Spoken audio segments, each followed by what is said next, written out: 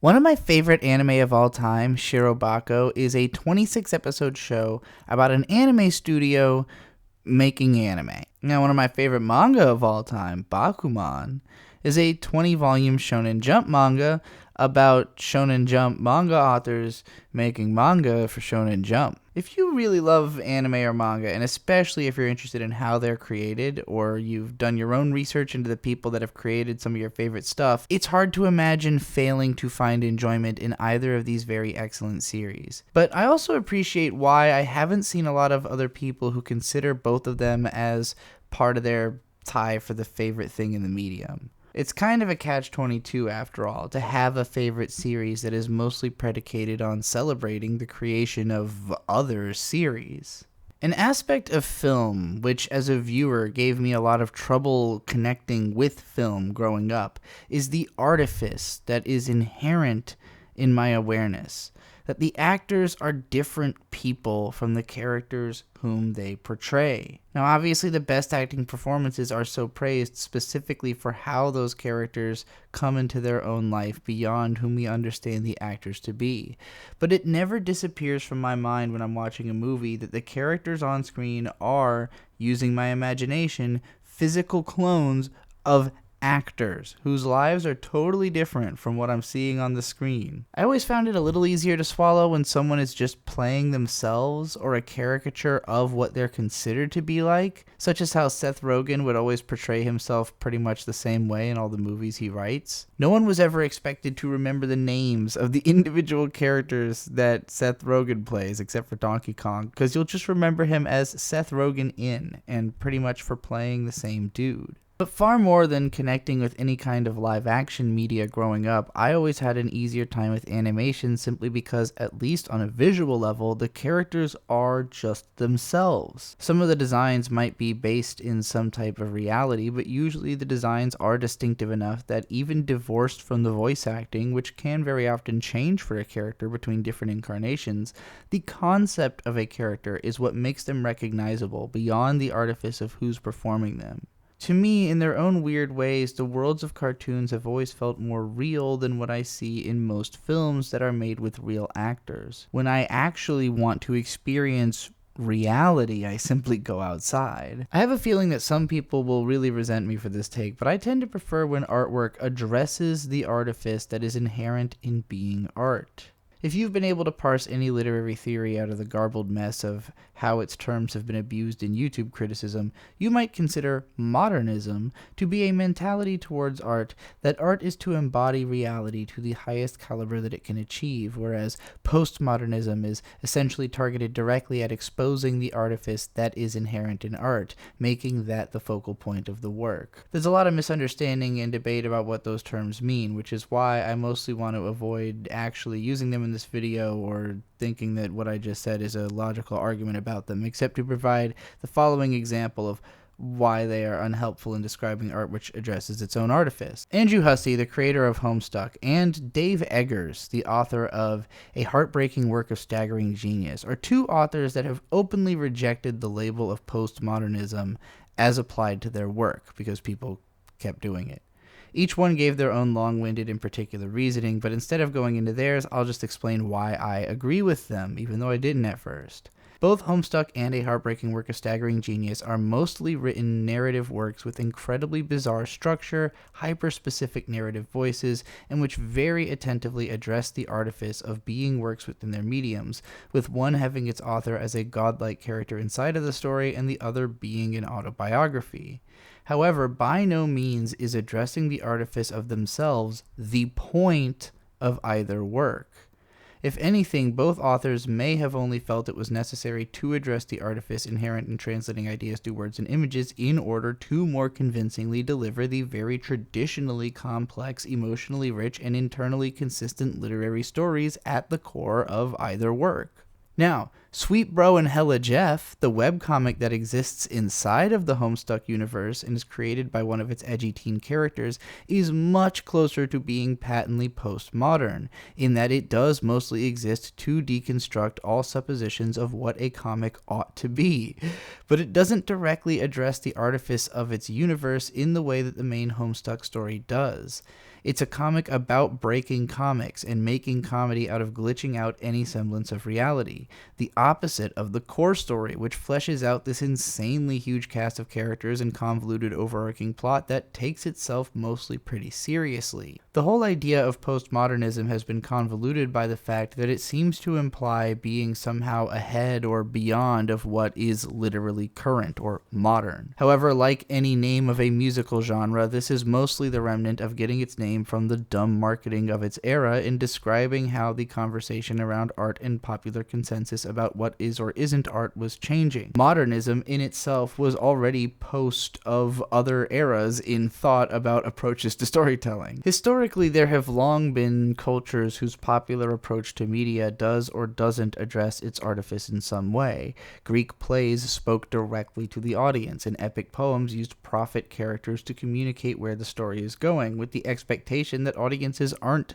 simply familiar enough with how stories work automatically to know that they have to be patient through a bunch of dialogue and world building. The Bible addresses the confusing clusterfuck of its construction by having a dude explain what it means to you every week as a mainstay part of the presentation package. These are extreme examples compared to what's the most popular media now, which is comic book characters reading their own stories, meeting Stan Lee, or exclaiming, "This ain't no movie," or whatever. There is a wide spectrum of opinion and eras of literary theory with goofy names about how much is too much of addressing the fact that a story is being told. Some people hate narrators, exposition dumps, or anything that feels too much like the author is speaking to them directly. A lot of stories even get criticized for the characters having too similar of voices, implying that the author can't imagine a person who doesn't think just like themselves.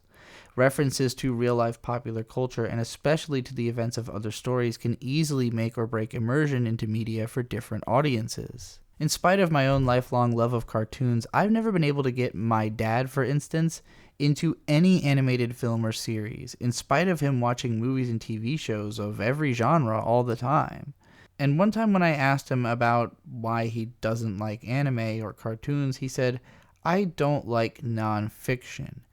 Now this nearly made my eyebrows raise off of my skull before he followed up with, "You know what I mean," and I kind of did. My dad does read a lot of nonfiction books, almost exclusively nonfiction books, and social studies and philosophy books, but he watches a lot of fictional stories, and he has a good memory almost exclusively for movies, but he refers to the actors, not to the characters, and he mostly selects movies based on recognizing the actors and wanting to see what they are doing in the roles.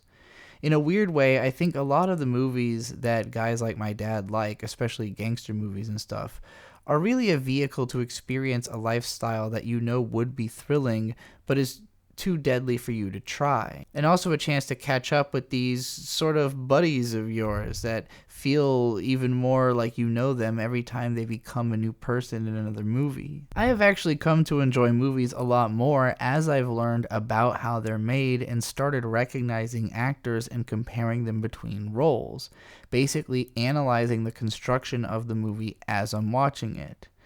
If I am entranced with the craftsmanship of what I see, then it tends to be the main thing that my ADHD brain is filling in the moments of silence with. Like, goddamn, how did they do that? I never really considered my dad as an actor because I never saw him do any of it, but I know he studied it in Navy College, and he eventually became an incredibly successful car salesman, channeling a lot of the charisma that he might have poured into acting had he done it. But I think he is so mesmerized watching Al Pacino or Robert De Niro go above a level he can comprehend even with all of his effort, in the same way that I feel when I look at amazing illustrative art as someone with no comprehension of how to draw. It takes a lot more for me to be impressed with writing because I have a lot more understanding of how writing works than any other aspect of filmmaking. However, I'm not necessarily even a bigger fan of truly great writing than I am of truly great visual storytelling. I think everybody gets their own appreciation out of art, and that all of the best critics are people who have gone out of their way to discover how they are meant to appreciate the art in front of them. In order to speak broadly about media, you must broadly be able to understand it and make agreeable arguments about what you're seeing, or else you won't be heard. You need to have good taste in the sense of being able to talk about why that thing that is widely beloved is so likable, or at least be able to represent the counter-argument of something that's controversial. But none of that accounts for personal taste, and I think it's of the utmost importance that every critic has and can communicate about their personal taste, because that's the thing that makes you the most different from the hundreds of thousands of people around the world competing for the same slice of attention you are. Ideally, every good critic has at least some worldliness, some experience in the medium, and a drive to understand and do better as they grow as a writer. But beyond that, each of them needs to have some individuality that lets the audience who actually feels the most similarly to the way that they do, or who is the most interested in learning about people with different perspectives from their own, know that you are out there. I like when my media addresses the artifice of its presentation. I can only intake news in the form of memes or through post-ironic commentary on stuff like The Dick Show, because the way that regular news media tries to portray itself as honest makes me sick to my stomach. I tend to enjoy fantasy, sci-fi, and supernaturally themed media more than contemporary dramas because the creation of a fictional pseudo-parallel reality is part and parcel of creating a story in any of those genres. The best ones tend to have verisimilitude, which is a fancy way of saying that they feel real, but the fake part, like the magic and dragons and aliens and superpowers, is the reason for those genres to exist. I find contemporary drama much easier to stomach if it is tinged with a dose of comedy, and especially if the series uses a heightened visual approach to expressing the inner feelings of the characters. Almost any decent anime drama is going to have a lot more of those things than the average live-action show, and some of my favorites, like another of my top 5 favorite anime, Sangatsu no Lion, take an over-the-top approach to expressing emotion which feels like they're breaking reality into something you swim instead of walk through. Shirobako is not the only anime about making anime, and Bakuman is not the only manga about making manga, but however, each of them is a favorite of mine for its perfectly measured, heightened realism. Bakuman is by far the less realistic of the two stories in terms of what happens dramatically in it, but it's also specifically the story of having the biggest manga in the most popular manga magazine of all time, which is not only something its creative duo had just done when they wrote Death Note before this, but it's also kind of a story that even when it happens in real life is unrealistic. It's an absolute outlier story, but it takes as reasonable an approach as it could to telling that story without breaking the tonality and dramatic flow of a Shonen Jump manga, which it is.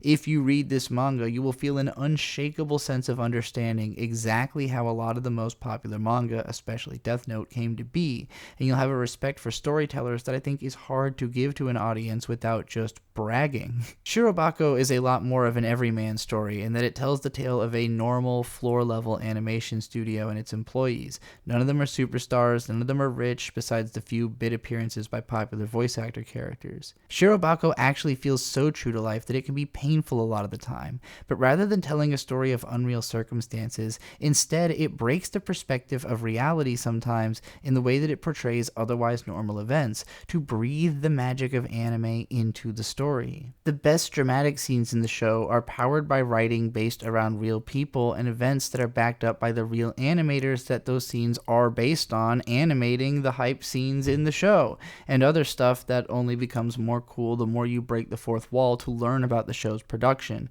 and the more shows and creators you can recognize the references it makes to, or the staff with whom it shares. But to me, the moments that really remind you, however real this might feel, this is still anime, are when the creators have mass hallucinations of their favorite characters encouraging them to make the show, or when the director starts using Street Fighter attacks while he's raiding a production office. I made a very popular video, of which I am still very proud, about the lazy approach that a lot of anime takes to using metatextual humor to address its artifice. Like any literary technique, it is easy to use wrongly. However, when a work doesn't just shove this stuff in as a wink and a nod to the audience, but actually does interesting things with the meta and lures the audience into engaging with the work and with other media on a deeper level to appreciate it even more, that often ends up becoming one of my favorite stories. I think this aspect is also essential to my own writing, as my first light novel was practically a thesis on the artificiality of writing in the most purely postmodern sense I could imagine. And my Kusamega series, about a light novel author who commits suicide and ends up isekai'd into an amalgam of the worlds from their own stories, is built completely on the overarching meta of isekai light novel trends while telling an internally serious, comparably modernist story with an off-kilter storytelling style that still follows traditional formulas for comedy and drama. That's what I like, it's what I do, and it's why I loved the Barbie movie and those Spider-Verse movies so goddamn much. More like this, please. I don't care who it annoys, I don't care how many attempts suck, I'll skip the sucky ones. Just keep the good ones coming. Let me know exactly where your weirdly particular lines for how much is too much addressing the artifice and art lay in the comment below, and never forget, anime forever.